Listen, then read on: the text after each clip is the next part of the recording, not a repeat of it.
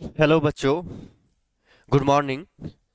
Actually time ना होने के कारण मैं थोड़ा जो है लेट क्लास आप लोग का ले रहा हूँ, बट अब कोशिश रहेगा कि मैं रेगुलर आप लोग का क्लास लूँ। अभी जो हम लोग डिस्कस करने वाले हैं वो VVI most important questions, objective based questions पे हम लोग डिस्कस करने वाले हैं। और ये क्वेश्चंस जो है आपका उप से है, सारा चैप्टर से हम कुछ कुछ वीवीआई क्वेश्चंस सेलेक्ट किए हैं। और ये बहुत इंपॉर्टेंट क्वेश्चंस है। अगर आप ये ढंग से पढ़ लेते हैं तो चांसेस है कि आपका यहां से पूरा मार्क्स आएगा, है ना। तो आपको अच्छे से एक बार मेहनत करना है। और इसके बाद मैं 5 मार्क्स और 3 मार्क्स से रिलेटेड क्वेश्चंस भी मैं लाने वाला हूं। तो आप लोग को अभी जो है इस ऑब्जेक्टिव बेस्ड क्वेश्चंस को जो है ध्यान से पढ़ना है, और जहां डाउट हो वहां पे कमेंट सेक्शंस में पूछना है। आपको जिस भी चैप्टर में दिक्कत है या जिस भी चैप्टर से रिलेटेड आपको कुछ प्रॉब्लम है तो आपको कमेंट सेक्शंस में पूछें। और लाइक एंड सब्सक्राइब जरूर करें। जब तक आप लोग जो है अपने तरफ से एफर्ट्स नहीं लगाएंगे, है ना, जब तक आप लोग एफर्ट्स नहीं लगाएंगे तब तक जो है हम लोग को कुछ मोटिवेशंस नहीं मिलेगा, है ना। तो आप लोग को एफर्ट्स लगाना है, तब जाके आप लोग के लिए हम लोग इतना कीमती समय निकालते हैं। और थोड़ा सा बस आप लोग को क्या करना है, चैनल को सब्सक्राइब करना है और लाइक करना है। अभी हम लोग जो है यहाँ पे ऑब्जेक्टिव बेस्ड क्वेश्चंस पे डिस्कस करने वाले हैं, और ये मोस्ट इंपॉर्टेंट क्वेश्चंस आएगा। ये मतलब आपका श्योर है कि पूछा जाएगा एग्जाम में, इसलिए आपको हर एक क्वेश्चंस का आंसर सही से बताया जाएगा। हर एक क्वेश्चंस का आंसर आपको बस एक बार देखना है, आपको याद हो जाएगा। बहुत ईजी है। और पिछले 6 to 7 ईयर्स से मैं ये पढ़ा रहा हूँ, तो पता है कि ये सब क्वेश्चंस जो है पूछा जाता है। और जनरली सीबीएसई और आईसीएसई वाले बच्चों को भी मैं गाइड करता हूँ। तो जो भी इंपॉर्टेंट क्वेश्चंस आपको बताया जा रहा है उस पर थोड़ा आपको ध्यान देना है, और जहां डाउट हो वहां पे आप कमेंट सेक्शंस में पूछ सकते हैं। यहाँ पे बताया है पहला क्वेश्चन, अगर आप देखेंगे तो पहला क्वेश्चन बताया है, which of the following is the correct extensions of a C plus plus. Extensions का मतलब क्या? एक्सटेंशंस का मतलब जब भी हम लोग कोई फाइल को, यानी सी प्लस प्लस प्रोग्राम के फाइल को जब हम लोग सेव करते हैं, प्रोग्राम जब बनाते हैं उसको सेव करते हैं, तो किस तरीके से उसको लिखते हैं, मतलब कौन सा एक्सटेंशन होता है। एक्सटेंशन मतलब उसका डायरेक्शंस, यानी उसके डायरेक्शंस को आइडेंटिफाई करता है। तो यहाँ पे जो है आपका ऑप्शंस है, ए के अंदर दिया हुआ है डॉट सीपी, बी में दिया हुआ है डॉट सी, एंड सी के ऊपर ऑप्शंस है डॉट सीपीपी, एंड डी के ऊपर ऑप्शंस अगर आप देखेंगे तो डॉट सीसी है। जनरली अगर आपको इस क्वेश्चंस का आंसर पता हो तो आप कमेंट सेक्शंस में लिख सकते हैं। यहाँ पे जो एक्सटेंशंस होगा, है ना, वो आपको ध्यान देना है कि डॉट सीपीपी होगा। डॉट सीपीपी से हम लोग डॉट सी प्लस प्लस से जो है जो भी फाइल होता है उसको हम लोग सेव करने का काम करते हैं। यानी इसका जो आपका करेक्ट ऑप्शन होगा वो आपका होगा ऑप्शन सी, है ना। तो ऑप्शन सी को आप करेक्ट कर लेंगे, ऑप्शन सी आपका करेक्ट ऑप्शन होगा।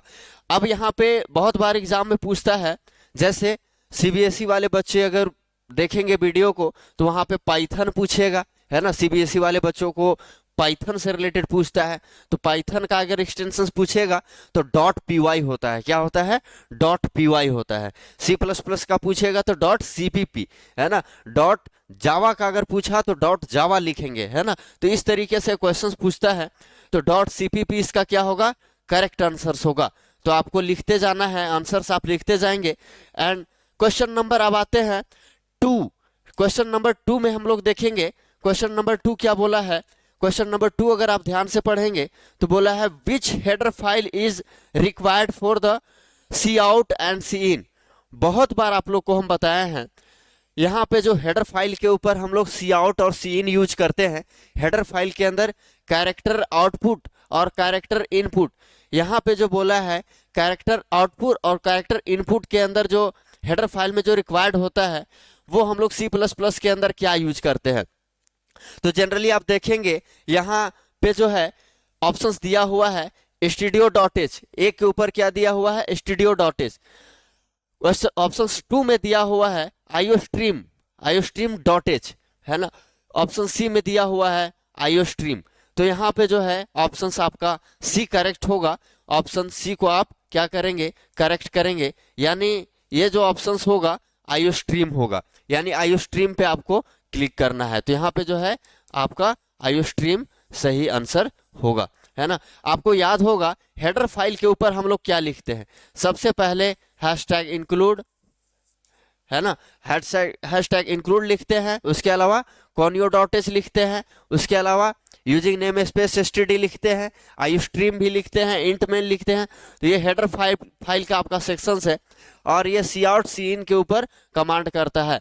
सी आउट मतलब होता है आपका, सी आउट अगर हम लोग बात करें, सी आउट का फुल फॉर्म होता है character output, character output, character output. अगर सीन का फुल फॉर्म पूछे तो सीन का आपको लिखना है character input, character input, character input. अब जो है सी आउट का मतलब कैरेक्टर आउटपुट एंड सीन का मतलब कैरेक्टर इनपुट। कैरेक्टर आउटपुट का मतलब ये आउटपुट क्या करता है, जनरेट करता है, और ये इनपुट लेने का काम करता है, जिसको हम लोग कैरेक्टर इनपुट और कैरेक्टर आउटपुट बोलते हैं। अब आते हैं क्वेश्चन नंबर 3। अगर आपको इसमें कुछ भी डाउट हो तो आप कमेंट सेक्शंस में जरूर पूछेंगे, और जहां पे दिक्कत होगा हम लोग जो है मेहनत करके आप लोग को अच्छे से जो है गाइड करने वाले हैं। किसी भी तरीके का कोई दिक्कत नहीं होने वाला है आप लोग को, और ये एग्जामिनेशन बेस्ड क्वेश्चंस है। और आपको पता ही होगा कि आपके पास अभी लिमिटेड समय है, तो आपको बने रहना है इस चैनल में, और रेगुलर जो बताया जा रहा है उस पर जो है कॉन्सेंट्रेट होकर ध्यान देना है। दूसरा चीज, अब यहाँ पे क्वेश्चन नंबर 3 पे आइए। क्वेश्चन नंबर 3 क्या बोला है, विच symbol is used for the single line comment in C++। देखिए सिंगल लाइन कमेंट का बात बोला है, तो सिंगल लाइन कमेंट, कमेंट क्या होता है, कमेंट जो होता है वो जनरली जब भी हम लोग कोई क्वेश्चंस लिखते हैं तो वो कमेंट कहलाता है। यानी आप समझेंगे, आपको याद होगा आप C++ को जब रन करते हैं या बनाते हैं तो सबसे पहले क्वेश्चंस किस पे लिखा जाता है, कमेंट सेक्शंस पे लिखा जाता है। यानी राइट अ प्रोग्राम, इस तरीके से आप लिखते हैं write a program to print, print hello, है ना, हेलो प्रिंट करना है। तो ये प्रोग्राम के अंदर आप जब लिखते हैं तो ये जो कमेंट सेक्शंस का काम होता है ना, ये बस अंडरस्टैंड करने के लिए, जब कोड हम लोग लिखते हैं उस कोड को समझने के लिए, अंडरस्टैंड करने के लिए हम लोग कमेंट सेक्शंस का यूज करते हैं। बाकी जो है यहाँ पे हेडर फाइल होता है, उसके बाद जो है हेडर फाइल लेने के बाद हम लोग क्या करते हैं, हेडर फाइल जब लेते हैं उसके बाद जो है फंक्शन डिक्लेरेशंस लेते हैं, उसके बाद प्री प्रोसेसर डायरेक्टिव होता है, उसके बाद ग्लोबल डिक्लेरेशंस होता है। तो इस तरीके से स्टेप बाय स्टेप हम लोग यहाँ पे जो है यूज करके इसको जो है बनाते हैं। एंड यहाँ पे जो आपका कमेंट सेक्शंस होगा वो आपका ऑप्शंस बी होगा।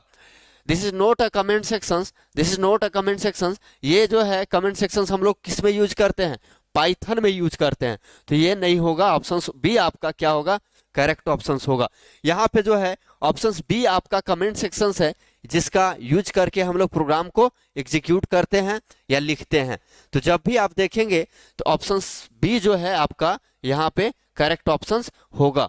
और अगर यहाँ पे पूछेगा जस्ट लाइक जैसे सीबीएसई के बच्चे अगर होंगे उनको पूछेगा C++ के जगह पर पाइथन पूछता है, क्या पूछता है, पाइथन पूछता है।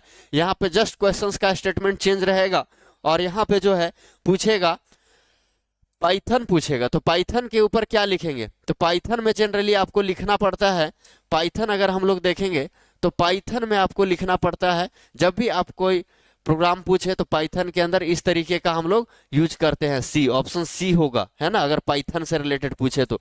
बट पाइथन जो है जैक के ऊपर नहीं पूछता है, पाइथन जो पूछता है वो पूछता है आपका किसमें, पाइथन पूछता है आपका सीबीएसई बोर्ड के ऊपर। यानी सीबीएसई के बच्चे अगर देख रहे होंगे तो उनको पाइथन यहाँ पे पूछेगा। तो पाइथन में आपको जब पूछेगा कमेंट सेक्शन तो आपको क्या लिखना है, तो पाइथन में जब पूछेगा तो आपको लिखना है ये ऑप्शंस आपका यहाँ पे सी होगा। क्लियर है। नेक्स्ट जो है क्वेश्चंस नेक्स्ट पे आएंगे, क्वेश्चन नंबर 4। क्वेश्चन नंबर 4 देखेंगे, क्वेश्चन नंबर 4 क्या बोला है, which function is the starting point of the C++ programming. यानी कौन सा ऐसा फंक्शंस का यूज करते हैं जब हम लोग प्रोग्राम को स्टार्ट करते हैं। तो देखिए यहाँ पे जो जनरली जो पूछ रहा है, जब भी हम लोग कोई फंक्शंस का स्टार्ट करते हैं हेडर फाइल के ऊपर, है ना। हेडर फाइल के ऊपर अगर आप देखेंगे ध्यान से, तो अभी हम सी प्लस प्लस का एक आपको प्रोग्राम लिख के दिखा रहे हैं, जिसमें हम लोग किस तरीके से इसको जो है एक इंट मेन, या इसको मेन फंक्शंस बोला जाता है, मेन फंक्शंस का किस तरीके से यूज किया जाता है वो अभी आपको हम यहाँ पे बता रहे हैं। तो देखिए, जब भी हम लोग कोई प्रोग्राम लिखते हैं ना, तो सबसे पहले हेडर फाइल का यूज करते हैं। याद होगा आपको, यहाँ पे हम लोग जब हेडर फाइल लिखेंगे, आईओस्ट्रीम यूज करके जो है, जब आप हेडर फाइल लिखते हैं using name space STD, STD का मतलब क्या है, स्टैंडर्ड, उसके साथ इंट मेन। अब देखिए यहां पे जो आपका इंट मेन है, ये जो इंट मेन है, यहां पे जो मेन हम लोग यूज किए हैं, ये आपका क्या है, फंक्शंस है। ये क्या है, आपका फंक्शंस है। इसको हम लोग क्या बोलते हैं, मेन फंक्शंस। क्या बोलते हैं, मेन फंक्शंस। तो यहाँ पे आप देखेंगे starting point of C plus plus program, तो यहाँ पे starting point of C plus plus program के ऊपर हम लोग मेन का यूज करते हैं। किसका करते हैं, मेन का करते हैं। समझ में आ रहा होगा आप लोग को। जो डाउट रहेगा आपको कमेंट सेक्शन में पूछना है। मेन फंक्शंस, यहाँ पे ऑप्शंस आपका सी इज अ करेक्ट ऑप्शंस। आपको सी पे जो है यहाँ पे क्लिक करना है। क्वेश्चन नंबर 4 पे आएंगे, क्वेश्चन नंबर 5 पे आएंगे। क्वेश्चन नंबर 5 क्या बोला है, ऑपरेटर से है। देखिए ऑपरेटर से क्वेश्चंस क्या बोला है, which operator is use to get the address of a variables, address of a variables. तो यहाँ पे आप देखेंगे क्वेश्चंस बोला है, which operator is use to get the address of a variable. तो यहाँ पे ऑप्शंस में दिया हुआ है आपका, ए के ऊपर आप देखेंगे मल्टीप्लिकेशंस का यहाँ पे साइन है। बी में आप देखेंगे यहाँ पे हम लोग जब पाइथन्स के ऊपर जो कमेंट सेक्शंस का यूज करते हैं वो दिया हुआ है। सी में एंड दिया हुआ है। और उसके अलावा अगर हम लोग डी का बात करें, यहाँ पे डी के ऊपर अगर आप देखेंगे इस तरीके से, तो यहाँ पे रिमाइंडर का साइन दिया हुआ है। तो आप लोग कमेंट सेक्शंस में कर देख के बताएंगे कि किस ऑप्शंस पे यहाँ पे जो है हम लोग क्लिक कर सकते हैं। तो आप जो है ऑप्शंस ए बी सी देख लीजिए। Options A B C and D, यहाँ पे 4 ऑप्शंस दिया हुआ है। तो किस तरीके का एड्रेस होता है एक वेरिएबल्स के ऊपर, तो आप ऑप्शंस यहाँ पे देख के टिक करेंगे, है ना। तो ऑप्शंस यहाँ पे अगर हम लोग देखें तो option C is a correct option. Option C is a क्या होगा, करेक्ट ऑप्शन। तो ऑप्शन सी पे आपको करेक्ट करना है। तो इस तरीके से आपको बनाते जाना है। देखिए जनरली होता क्या है, जब भी हम लोग ऑपरेटर्स के ऊपर काम करते हैं, जैसे समझिए how many type of operator आपको हम बताए थे, हाउ मैनी टाइप ऑफ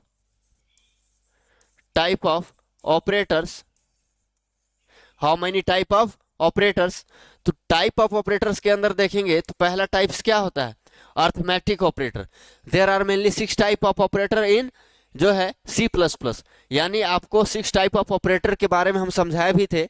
और सबसे पहले हम लोग क्या यूज करते हैं, अर्थमेटिक ऑपरेटर। अर्थमेटिक ऑपरेटर में क्या क्या होता है, arithmetic operators are include, arithmetic operator के ऊपर क्या क्या इंक्लूड रहता है, अर्थमेटिक्स ऑपरेटर्स आर इंक्लूड क्या क्या इंक्लूड रहता है, तो प्लस, उसके अलावा माइनस, मल्टीप्लिकेशंस, डिविजन्स, और उसके अलावा रिमाइंडर रहता है ना। तो यहाँ पे डिविजन्स और रिमाइंडर जो है आपका अर्थमेटिक ऑपरेटर्स के अंदर ये सारा चीज इंक्लूड रहता है। अगर बात करें रिलेशनल ऑपरेटर का, तो रिलेशनल ऑपरेटर में क्या इंक्लूड रहता है, greater than, less than, greater than equal to, less than equal to, ये सब क्या है, रिलेशनल ऑपरेटर के ऊपर इंक्लूड रहता है। तो इस चीज पे भी ध्यान देना है आपको। नेक्स्ट क्वेश्चन नंबर 6 पे आएंगे। क्वेश्चन नंबर 6 क्या बोला है उसको देखेंगे। अब आते हैं क्वेश्चन नंबर 6 जो है वो डेटा टाइप्स एंड ऑपरेटर से है ना। क्वेश्चन नंबर 6 किससे है, डेटा टाइप्स एंड ऑपरेटर से है। तो डेटा टाइप्स के बारे में आपको जो है पिछले क्लासेस के ऊपर भी डिस्कस किए थे। डेटा टाइप्स होता क्या है, तो कलेक्शंस ऑफ ऑल डेटा, है ना, collections of all data. Generally सारे डेटा का कलेक्शंस, यानी जितना भी डेटा होता है, जैसे int data, char data, float data, है ना। तो इंट डेटा, कैर डेटा आपको बताए थे। इंट डेटा के लिए क्या यूज करते हैं, इंटीजर यूज करते हैं। क्या यूज करते हैं, इंटीजर यूज करते हैं। फ्लोट के लिए डेसिमल वैल्यू यूज करते हैं। और इसके अलावा हम लोग जो है डबल्स का भी यूज करते हैं। मल्टीपल नंबर्स ऑफ डेसिमल्स के लिए हम लोग जो है डबल्स का यूज करते हैं। तो यहाँ पे जो क्वेश्चन पूछा है, which of the following is not a basic data types, यानी बेसिक डेटा टाइप्स कौन सा जो है नहीं है। There are generally two types of data types पढ़ना है, फंडामेंटल और दूसरा होता है डेराइव डेटा टाइप्स। एक और डेटा टाइप्स होता है, आपको याद होगा, user defined derive data types. क्या होता है, user defined derive data types. तो आपको यहाँ पे पूछा है कि कौन सा यहाँ पे ऑप्शंस है जो डेटा टाइप्स नहीं है, यानी कौन सा यहाँ पे चार ऑप्शंस में से कौन सा ऑप्शंस है जो डेटा टाइप्स नहीं है। तो देखिए इंट जो है वो क्या है, डेटा टाइप्स है। इंट क्या है, डेटा टाइप है। तो इंटीजर्स के ऊपर जो है हम लोग क्या यूज करते हैं, 1 2 3 इस तरीके से हम लोग कोई भी नंबर ले सकते हैं, पॉजिटिव और negative number. This is a data types. Float क्या है, ये भी एक डेटा टाइप है ना। यहाँ पे क्या यूज करते हैं, जैसे 25.2 3.6 ये हम लोग फ्लोटिंग वैल्यू यहाँ पे स्टोर करते हैं। तो ये भी एक क्या है, डेटा टाइप्स है। कैरेक्टर के अंदर कैरेक्टर वैल्यू स्टोर करते हैं, जैसे ए के अंदर हम यहाँ पे किसी का जो है एड्रेस हम स्टोर कर लिए, जैसे grade is equal to single quotations A. ये भी क्या है, कैर डेटा टाइप्स है। तो ये भी एक कैरेक्टर है। यहाँ पे जो ऑप्शंस है वो string is a not a data type. ये स्ट्रिंग जो है एक डेटा टाइप्स नहीं है। तो करेक्ट ऑप्शंस क्या होगा, स्ट्रिंग होगा। करेक्ट ऑप्शंस क्या होगा, string is a not a data type. String is a not a data type. तो ऑप्शन सी आपको करेक्ट कर लेना है। बाकी सारा जो है ए बी सी ये ए बी डी आपका सारा जो है डेटा टाइप है। Option C is a not a data type. तो यहाँ पे डेटा टाइप के बारे में ही बात किया है। अब आते हैं क्वेश्चन नंबर 7 में आएंगे। क्वेश्चन नंबर 7 देखेंगे। अब यहाँ पे जो है ऑपरेटर और डेटा टाइप से क्वेश्चन नंबर 7 में क्या बोला है, size of char data types is. Char मतलब क्या, अभी तुरंत आप लोग को हम बताएं। कैर मतलब क्या होता है, कैर मतलब होता है कैरेक्टर डेटा टाइप्स। क्या होता है, कैरेक्टर डेटा टाइप्स। तो हमेशा याद रखना है इसका, जब भी कोई प्रोग्राम हम लोग बनाते हैं तो वो शॉर्ट फॉर्म होता है। जैसे इंटीजर को हम लोग इंट लिखते हैं, फ्लोटिंग को हम लोग फ्लोट लिखते हैं, कैरेक्टर को हम लोग कैर लिखते हैं। वैसे यहाँ पे पूछा है size of char data type. हर एक डेटा का कुछ ना कुछ क्या होता है, साइज होता है। ये आपको याद रखना है कि हर एक डेटा का क्या होता है, कुछ ना कुछ साइज होता है। ऐसा समझिए, जब भी हम लोग फोन के अंदर कोई डेटा को स्टोर करते हैं, जैसे फोटोज या वीडियोज या मल्टीपल ऐसे चीज़ों को जब स्टोर करते हैं, तो वहाँ पे कुछ ना कुछ साइज होता है। जैसे 1 GB 2 GB या फिर उससे भी बड़ा डेटा है तो 24 GB 25 GB इस तरीके का साइज होता है। वैसे कैरेक्टर का भी साइज होता है।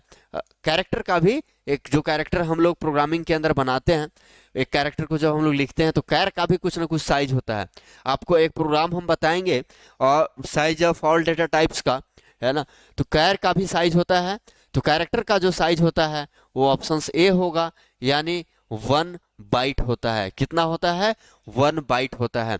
कैरेक्टर का साइज कितना होता है, 1 बाइट होता है। ये आपको याद रखना है। इस तरीके से पूछ सकता है इंट का साइज, फ्लोट का साइज और डबल्स का साइज, है ना। तो आपको इस चीज को जो है याद रखना है। सारे डेटा टाइप्स का कुछ ना कुछ साइज होता है और जो है ये प्रोग्राम के अंदर आपको बताया गया था।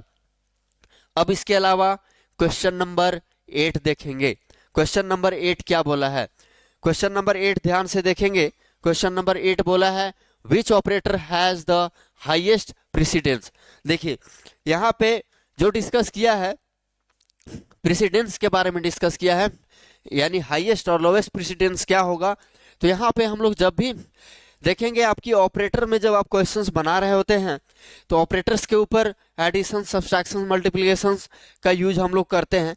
वैसे यहाँ पे भी जो है हाईएस्ट प्रेसिडेंस का मतलब होता है कि जब भी हम लोग, आपको याद होगा, आप जो है 5 6 के अंदर मैथ्स में पढ़े होंगे बोडमस, जिसमें हम लोग सबसे पहले ब्रैकेट यूज करते हैं, फिर ऑफ यूज करते हैं, है ना, फिर डिविजन्स यूज करते हैं, फिर उसके बाद जो है यहाँ पे जैसे जैसे जो है यहाँ पे वेरिएबल्स आता है वैसे वैसे हम लोग क्या करते हैं, सिंबल्स का यूज करते हैं। तो ऑपरेटर प्रेसिडेंस, हाईएस्ट प्रेसिडेंस जो होता है इसका, वो आपका ऑप्शंस डी के ऊपर होता है। यानी हम लोग क्या यूज करते हैं इसके ऊपर, small bracket open and close करते हैं, स्मॉल ब्रैकेट ओपन और क्लोज करेंगे, तो ये इसका हाईएस्ट प्रेसिडेंस होता है। यानी options D is a correct option. आपको फिर से हम एक बार रिपीट करना चाहेंगे, this is very important questions, है ना, ये बहुत इंपॉर्टेंट क्वेश्चंस है और आपको क्या करना है, इस क्वेश्चंस का प्रैक्टिस कर लेना है एक दो बार, है ना। ये सिलेक्टेड क्वेश्चंस है और इस तरीके का क्वेश्चंस जो है एग्जाम में पूछा जाता है, इसलिए आपको हमेशा याद रखना है कि इस तरीके के क्वेश्चंस को आपको प्रैक्टिस करना है। बस आपको एक बार देखना है, आपको ये क्वेश्चंस का आंसर सही से याद हो जाएगा। अब आइए क्वेश्चन नंबर 9 देखेंगे। क्वेश्चन नंबर 9 क्या बोला है, क्वेश्चन नंबर 9 ध्यान से पढ़ेंगे। यहाँ पे बोला है which operator is use for logical and. देखिए लॉजिकल, देयर आर लॉजिकल्स के ऊपर आप देखेंगे, लॉजिकल एंड होता है, लॉजिकल और होता है, लॉजिकल नोट होता है, ये भी आपको ध्यान देना है। तो देखिए लॉजिकल का बात हम लोग करें तो लॉजिकल के ऊपर स्टेटमेंट जो यूज करते हैं हम लोग, यहाँ पे लॉजिकल एंड के बारे में बोला है। तो आपको याद होगा कि हम लोग जब भी प्रोग्राम के अंदर एंड का यूज करते हैं या लॉजिकल एंड का यूज करते हैं, तो इस तरीके से यहाँ पे जो है, इस तरीके से, है ना, डबल एंड का जो है, डबल एंड का ऑपरेशंस का यूज करके हम लोग लिखते हैं। तो जनरली यहाँ पे ए के ऊपर सिंगल एंड है, बी में क्या है, डबल है, तो options B is a correct options, options B is a correct options. और अगर यहाँ पे एंड के जगह पर अगर और पूछ दे तब आप क्या लिखेंगे, यहाँ पे क्वेश्चंस में अगर पूछ दे which operator is used for the logical and के जगह पर और पूछ दे तब आप क्या लिखेंगे। तो और का अगर बात करें तब आपको क्या करना है, ऑप्शन डी को करेक्ट करना है। किसको, ऑप्शन डी को, समझ गए। एंड अगर नोट बोले तो अगर यहाँ पे अगर बोल दिया क्वेश्चंस के अंदर which operator is used for logical, है ना, जैसे नोट बोल दिया, है ना, तो नोट के ऊपर क्या लिखेंगे, यहाँ पे सबसे पहले नोट का साइन डालना है, उसके बाद इक्वल टू का साइन डालना है। तो इस तरीके से हम लोग लॉजिकल जो है नोट का भी यूज कर सकते हैं। 3 लॉजिकल स्टेटमेंट के अंदर पूछ सकता है लॉजिकल एंड, लॉजिकल और लॉजिकल नोट। इसलिए आपको याद रखना है जब भी इस तरीके का क्वेश्चन पूछे तो ऑप्शंस को सही से देख के टिक लगाना है ना। तो यहाँ पे एंड का बात बोला है इसलिए options B is a correct option. अगर और का बात बोलता तो options D is a correct option.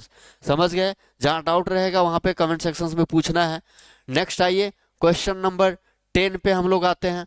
Question number 10 क्या बोला है, ध्यान से देखेंगे। क्वेश्चन नंबर 10 बोला है which of the following is a relational operator. अभी इससे पहले हम तुरंत डिस्कस किए थे कि रिलेशनल ऑपरेटर किसको बोलते हैं। रिलेशनल का मतलब क्या, कंपैरिजंस, एक दूसरे वैल्यूज से कंपैरिजंस, यानी दो वैल्यूज के बीच का रिलेशंस को हम लोग रिलेशनल ऑपरेटर बोलते हैं। यानी आपस में अगर दो वैल्यू है, जैसे समझिए यहाँ पे ध्यान से देखेंगे, आपको यहाँ पे समझना है, जैसे हम यहाँ पे ए का वैल्यू ले लिए 12 और बी का वैल्यू हम 45 ले लिए, तो यहाँ पे दो अलग अलग वैल्यू है। अब इसके ऊपर हम लोग कंपैरिजंस करेंगे। तो कंपैरिजंस कैसे करते हैं, तो इफ स्टेटमेंट का यूज करते हैं। If A greater than B, A greater than B, this is conditions is true या फॉल्स। तो यहाँ पे आपको क्या सी आउट के अंदर लिखना है, कंडीशंस फॉल्स है या ट्रू। तो यहाँ पे देखेंगे ए ग्रेटर देन बी, क्या ए जो है बी से बड़ा है, पूछा है यहाँ पे। इस स्टेटमेंट का कहना क्या है, ए जो है बी से बड़ा है, तो नहीं, ए जो है बी से बड़ा नहीं है। दिस इज कंडीशंस जो फॉल्स, यानी यहाँ पे लिखना है ए इज ग्रेटर देन बी। दूसरा स्टेटमेंट इल्स रहेगा, है ना, सी आउट यूज करेंगे और यहाँ पे पूछेगा, है ना, ए इज स्मॉलर देन बी। तो यहाँ पे देखेंगे कि ये कंडीशंस जो आइडेंटिफाई कर रहा है, यानी ए ग्रेटर देन बी या ए लेस देन बी, है ना, A greater than equal to B, A less than equal to B, है ना, A double equal to B, इस तरीके का स्टेटमेंट को क्या बोलते हैं, रिलेशनल ऑपरेटर बोलते हैं। तो यहाँ पे रिलेशनल ऑपरेटर के बारे में बात किया है। तो विच of the following is a relational operator, इसमें से क्या है जो जो है रिलेशनल ऑपरेटर है। तो रिलेशनल ऑपरेटर का बात बोला है, तो यहाँ पे देखेंगे दो वैल्यूज के बीच का कंपैरिजन कौन कर रहा है, ये इक्वल कर रहा है। कौन कर रहा है, इक्वल कर रहा है। जैसे if statement A double equal to B, यानी ए जो है बी के बराबर है। प्रोग्रामिंग के अंदर हम हमेशा हम लोग डबल इक्वल का यूज करते हैं, है ना, या लॉजिकल एंड यूज करना होगा तो हमेशा डबल एंड का यूज करते हैं। उसके अलावा नोट का यूज करना होगा तो हम लोग इस तरीके से लिखते हैं, है ना। तो ये आपको याद रखना है। यहाँ पे जो आपका रिलेशनल ऑपरेटर होगा वो आपका क्या होगा, डबल इक्वल टू, यानी option C is a correct option. इसको क्या बोलेंगे, है ना, ऑप्शन बी क्या है, ऑप्शन बी के अंदर ये इसका जो है आपको बताए थे असाइनमेंट ऑपरेटर है ना, ये एक असाइनमेंट ऑपरेटर है।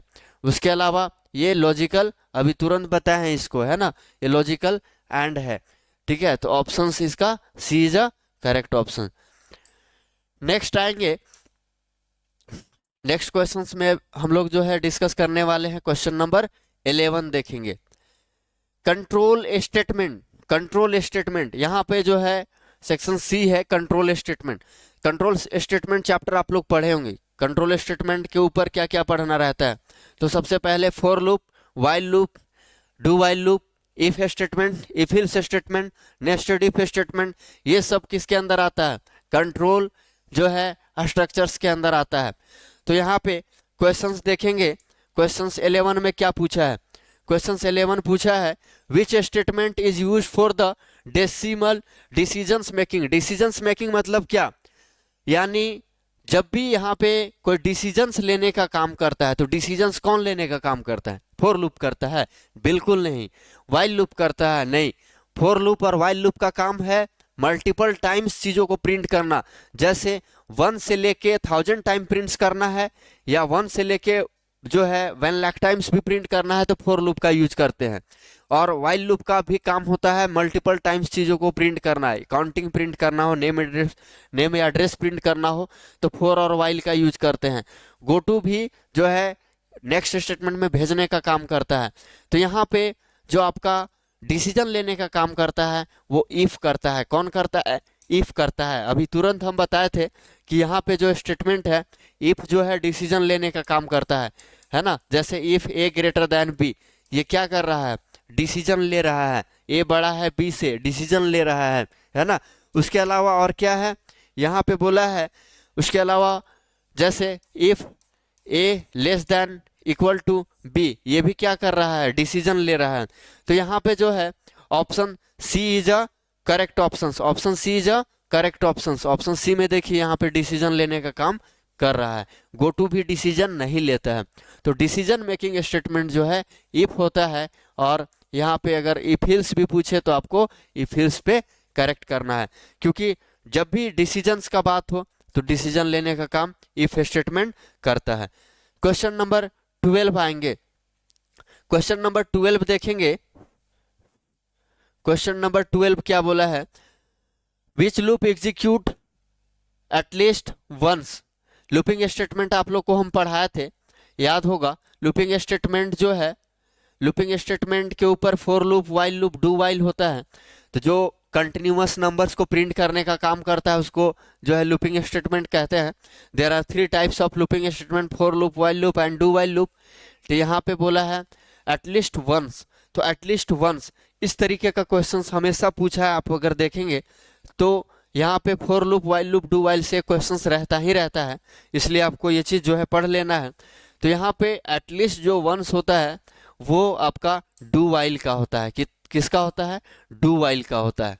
जैसे यहाँ पे अगर हम लोग 4 का बात करें तो i equal to 1, semicolon use करते हैं, i less than equal to 10, i plus plus, ये आपको क्या करता है, हमेशा नंबर्स को प्रिंट करने का काम करेगा। ये 1 2 3 4 5 है ना, इस तरीके से 10 तक वैल्यू को प्रिंट करता है। यहाँ पे एटलीस्ट वंस का बात बोला है, एटलीस्ट वंस हम लोग डू व्हाइल के ऊपर ही कमांड देते हैं। नेक्स्ट आइए क्वेश्चन नंबर जो है 13। क्वेश्चन नंबर 13 देखेंगे। क्वेश्चन नंबर 13 के ऊपर which keyword is use to exist a loop. तो कौन सा यहाँ पे कीवर्ड्स का यूज करते हैं लूप को एग्जिस्ट करने के लिए? क्वेश्चन नंबर 30, तो यहाँ पे ऑप्शंस के ऊपर है एग्जिस्ट, ऑप्शन बी में ब्रेक दिया हुआ है, और उसके अलावा ऑप्शन सी में जो है दिया हुआ है कंटिन्यू, और ऑप्शन डी के ऊपर अगर हम लोग देखें तो ऑप्शन डी में दिया हुआ है रिटर्न्स। ठीक है, तो एग्जिस्ट करने का काम किसका होता है? तो एग्जिस्ट करने का काम यहाँ पे ब्रेक स्टेटमेंट का होता है। किसका होता है? ब्रेक का होता है ना। ब्रेक स्टेटमेंट का काम होता है एग्जिस्ट करना। कंटिन्यू मतलब क्या करता है? उस वैल्यू को स्किप कर देता है ना। एग्जिस्ट स्टेटमेंट हम लोग यूज नहीं करते हैं, ब्रेक का यूज करके हम लोग, ब्रेक कीवर्ड्स का यूज करके हम लोग लूप को एग्जिस्ट करने का काम करते हैं। तो ब्रेक आपको जो है पढ़ाया गया था, ब्रेक स्टेटमेंट भी आपको जो है बताया गया था। नेक्स्ट देखेंगे, ये जो है आपका सारा चैप्टर से VVI क्वेश्चंस है ना, इसलिए दोबारा नहीं आपको सोचना है कि आप जो है इस क्वेश्चंस को करें या ना करें। तो ये क्वेश्चन सिलेक्टेड क्वेश्चंस है, आपको फिर से रिपीट करना चाहेंगे कि इस टाइप का क्वेश्चंस एग्जाम में पूछता है और ये पूछा जाएगा, 100% श्योर है, इसलिए आपको ये करके जाना है ना। अगर आप ये मिस करते हैं तो फिर आपको दिक्कत होगा। ठीक है, तो आपको क्या करना है, ये सारा क्वेश्चंस जो है जो बताया जा रहा है इसको पढ़ के जाना है, एक भी क्वेश्चन छोड़ना नहीं है। क्वेश्चन नंबर 14, क्वेश्चन नंबर 14 देखेंगे। क्वेश्चन नंबर 14 क्या बोला है? Which statement skip the current iterations, यानी यहाँ पे करंट इटरेशंस को कौन स्किप करता है? अभी आपको तुरंत हम बताएं, स्किप करने का काम कंटिन्यू का है। किसका है? कंटिन्यू का है। तो यहाँ पे जब भी कोई स्टेटमेंट स्किप करना हो, जैसे हम लोग को a डबल इक्वल टू, यहाँ पे हम 5 डाल दिए और ऊपर स्टेटमेंट डाले हैं a इक्वल टू 1 से 5 तक का नंबर को प्रिंट करना है या 10 तक का, तो ये नंबर्स को ये स्किप कर देगा। क्या करेगा? यहाँ पे जो है करंट स्टेशंस को स्किप करने का काम कंटिन्यू स्टेटमेंट का है। तो continue is a correct option, continue is a क्या है? Correct option. Most VVI questions के ऊपर क्वेश्चन नंबर 15 में हम लोग देखते हैं। क्वेश्चन नंबर 15 क्या बोला है? Entry control loop. देखिए यहाँ पे फिर से क्वेश्चन एक रिपीट किया है, for loop, while loop, do while से। एंट्री कंट्रोल लूप किसको बोलते हैं? तो एंट्री कंट्रोल लूप और एग्जिस्ट हो गया, एंट्री हो गया, तो ये सब फॉर, वाइल और डू वाइल से ही पूछा जाता है।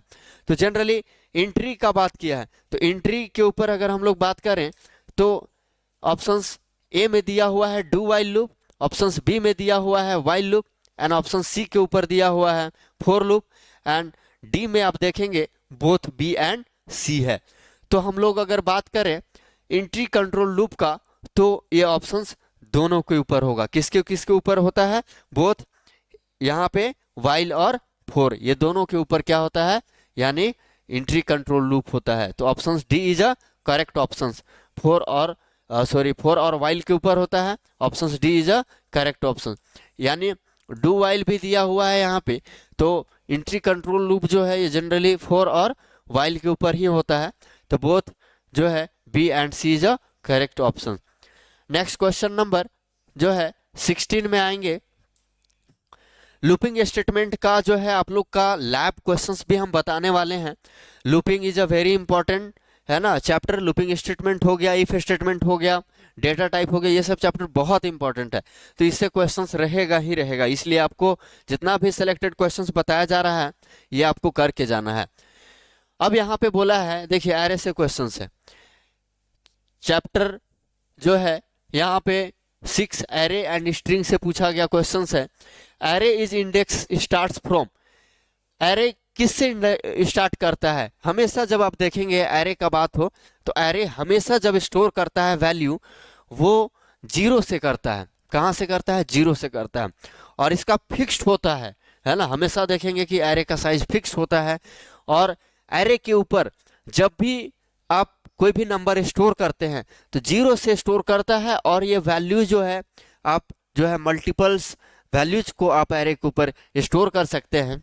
तो एरे का स्टार्टिंग वैल्यू 0 से होता है, स्टार्टिंग इंडेक्सिंग किससे होता है? 0 से होता है। तो यहाँ पे जो है ऑप्शंस ए के ऊपर आपको सेलेक्ट करना है। जैसे एग्जांपल यहाँ पे देखेंगे, ए हम ले लिए, ये एरे का जो है आपका डेटा है, कर्ली ब्रेसेस ओपन करेंगे, जैसे 12, 15, 18, 19, है ना, 20 इस तरीके से हम वैल्यू डाल दिए। यहाँ पे इंडेक्सिंग जो है ये जो है आपका 0 होगा, ये 1 होगा, ये 2 होगा, ये 3 होगा, ये 4 होगा। इसका फिक्स्ड होता है कि ये 0 से काउंट करता है, 0 1 2 3 एंड 4।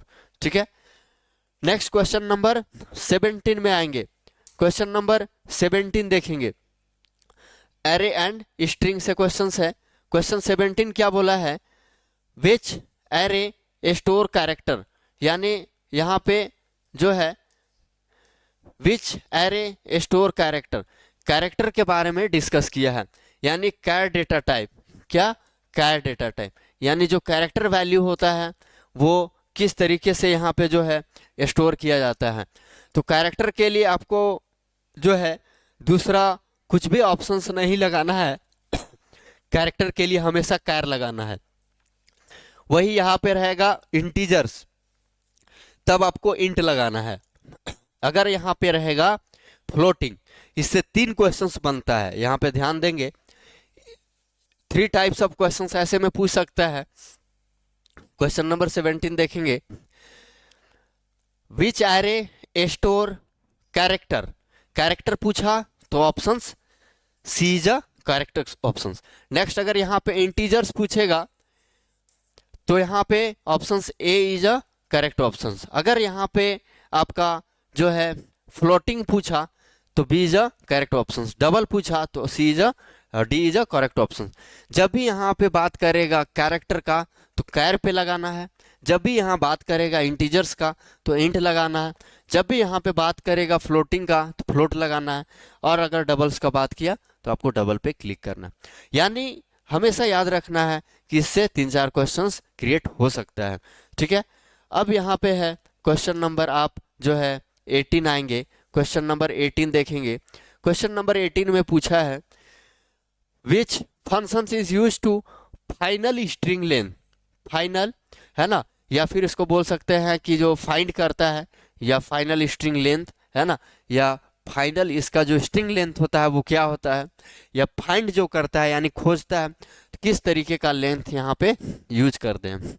देखिए, जब भी स्ट्रिंग का बात हो, जब भी स्ट्रिंग का बात हो तो यहाँ पे जब भी स्ट्रिंग का बात अगर करें तो स्ट्रिंग को हम लोग क्या लिखते हैं, str से डिनोट करते हैं। स्ट्रिंग को कैसे डिनोट करते हैं, str से डिनोट करते हैं। तो यहाँ पे जो बात किया है स्ट्रिंग लेंथ का किया है, स्ट्रिंग लेंथ का किया है।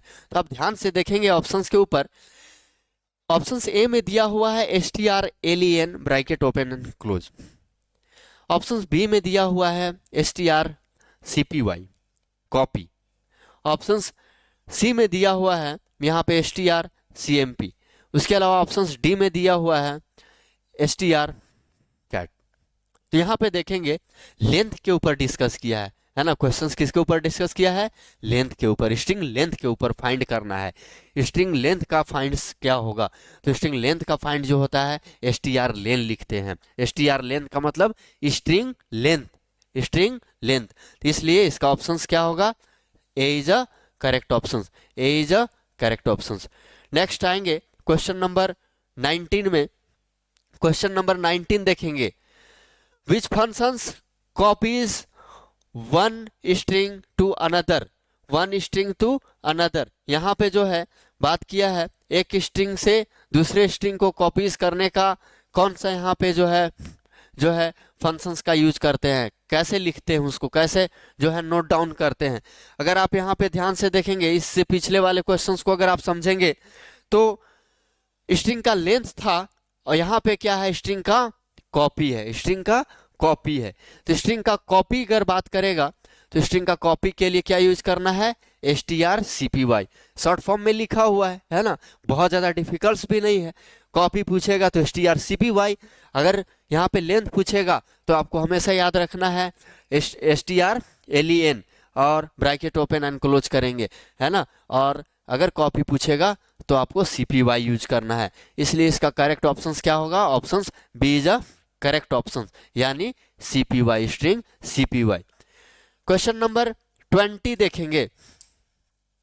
क्वेश्चन नंबर 20 क्या बोला है, क्वेश्चन नंबर 20 बोला है, which functions compares two string, यानी किस तरीके का स्ट्रिंग का यूज करके हम लोग जो है स्ट्रिंग में कंपेयर कर सकते हैं, कौन सा फंक्शंस यूज करके स्ट्रिंग के ऊपर कंपेयर कर सकते हैं। तो कंपेयर का बात करेंगे तब आप अभी कमेंट सेक्शंस में बता सकते हैं कि इसका ऑप्शंस क्या हो सकता है।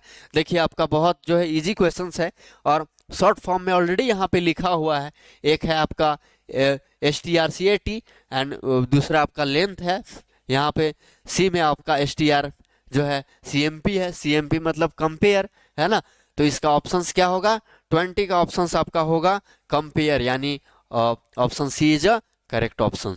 समझ में आ रहा होगा सबको, है ना। बहुत इजी क्वेश्चंस है, बस आपको इतना पढ़ लेना है ना कि ताकि जो है जब क्वेश्चंस में पूछे एग्जाम में, जब आपका ये सब क्वेश्चंस पूछे तो आप इजीली बना सके, है ना।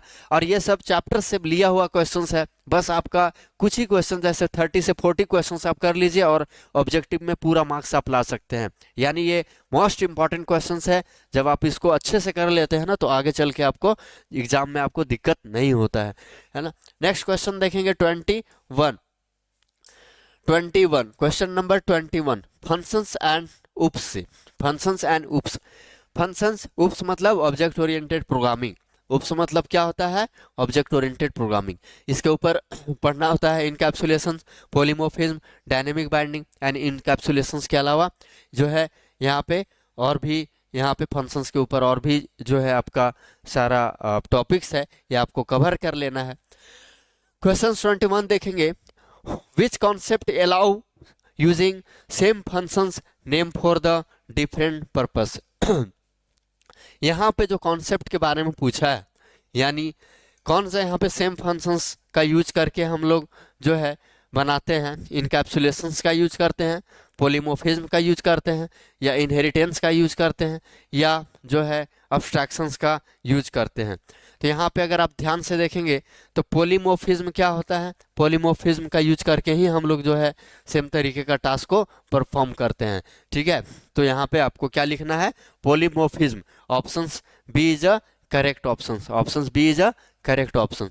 नेक्स्ट देखेंगे क्वेश्चन नंबर 20 जो है 2 देखेंगे, क्वेश्चन नंबर 22, ये भी उप से ही क्वेश्चन है।